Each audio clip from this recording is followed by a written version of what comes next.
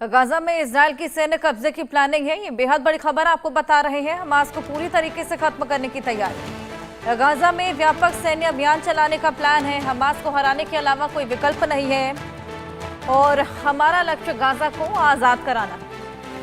Israel के प्रधानमंत्री Benjamin Netanyahu ने गाजा पर सैन्य कब्जे की योजना बनाई है और इसी के साथ देश की वैश्विक प्रतिष्ठा को नुकसान पहुंचा रहा है। एक समय जब इजराइल को लोकतांत्रिक राज्य माना जाता था जो अंतर्राष्ट्रीय कानून और युद्ध के नियमों का पालन करता है, आज उसकी प्रतिष्ठा हिंसा, मानवीय त्रासदी और बढ़ती वैश्विक निंदा के बीच प्रभावित हो रही है।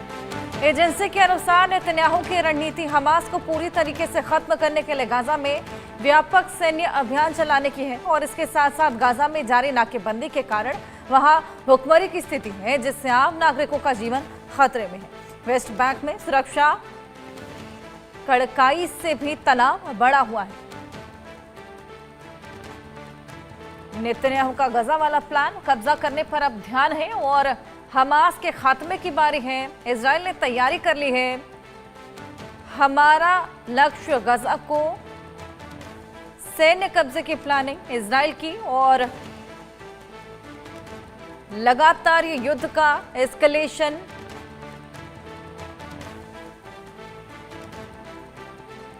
हमारे सहयोगी संभव शर्मा हमारे साथ जुड़ गए हैं। संभव, क्या है नेतन्याहू का गाजा वाला प्लान? देखिए, यहाँ पर समझना बहुत इम्पोर्टेंट है कि ये लगातार दो जो एरियाज हैं, वेस्ट बैंक और गाजा पट्टी, जो जिसे कहा जाता है कि एक तरह से इजराइल इस एरिया पर अपना आधिपत्य जमाना चाहता है। उसका कहना है कि हमास यहाँ से ऑपरेट करता है।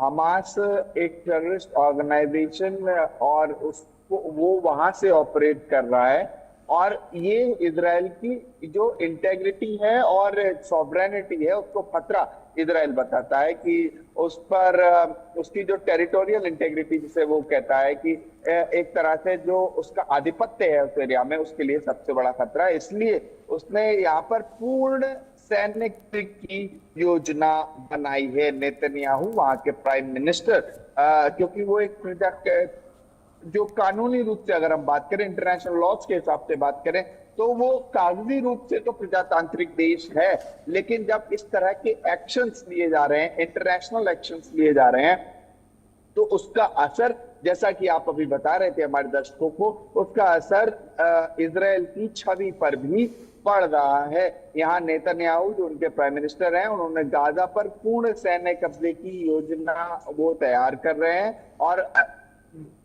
ये उनके जो लोकतांत्रिक मूल्य हैं, जो डेमोक्रेटिक मूल्य है, जिसकी दुहाई इजराइल हमेशा दिया करता है कि प्रजातांत्रिक देश है, उसके लिए उससे थोड़ा असंगत माना जा रहा है। और गाजा की अगर हम बात करें, स्पेशली गाजा पट्टी का जो गाजा स्ट्रिप की जो हम बात करें, वहां अभी भुखमरी जैसे हालात बने हुए हैं। और इंटरनेशनल देशों की अगर हम बात करें, खासकर फ्रांस हो गया, तो वो एक तरह से पैलेस्टाइन कॉज को सपोर्ट करता हुआ दिख रहा है। तमाम और यूरोपियन देश भी ऐसा लग रहा है कि धीरे धीरे पैलेस्टीन के जो कॉज है उसको सपोर्ट कर सकते हैं। और ऐसे में एक प्रेशर, इंटरनेशनल प्रेशर वो बनता हुआ यहाँ पर इजराइल के ऊपर दिख रहा है। अगर जर्मनी की बात करें, क्योंकि वो एक इम्पोर्टेंट एक देश है, पश्चिमी देश है, यूरोप का देश है, बड़ा देश है, उसकी बात करें, जर्मनी ने गाजा पर जो कब्जा की जो योजना है इजराइल की, उसमें उस पर जो हथियार रोक, उस पर रोक लगा दी है। ये बिल्कुल बिल्कुल हमास को पूरी तरीके से खत्म करने की तैयारी है और उस पर रोक आई। बिल्कुल हमास को हराने के अलावा कोई विकल्प नहीं है, नेतन्याहू ये बोलते हुए नजर आए हैं। जी बिल्कुल, देखिए, शुरुआत में जैसा मैंने कहा कि हमास को हराना ही उनके लिए एक सबसे बड़ा टारगेट है, क्योंकि वो उनके लिए सीधा चैलेंज है। और उनका ये कहना है कि हर इजरायली को सुरक्षित रखना उनका धर्म है, उनका फर्ज है, और हमास उसमें सबसे बड़ा रोड़ा बना हुआ है। हमास को वो टेररिस्ट ऑर्गेनाइजेशन और कहते हैं कि वो अटैक्स कराता है इसराइल पे, जितने अटैक्स हैं उसके लिए हमास जिम्मेदार है।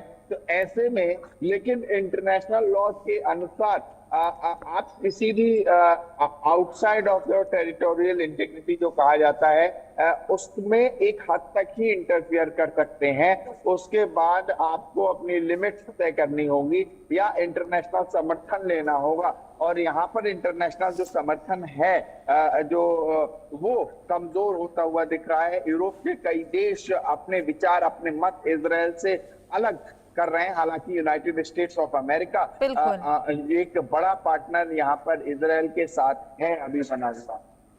बिल्कुल सम्मा, खैर देखना होगा। फिलहाल तो ये केवल एक प्लान ही है, इसको किस तरीके से इम्प्लीमेंट किया जाता है और किस तरीके से हमास इसको रिटेलिएट करता हुआ नजर आता है। बहुत शुक्रिया।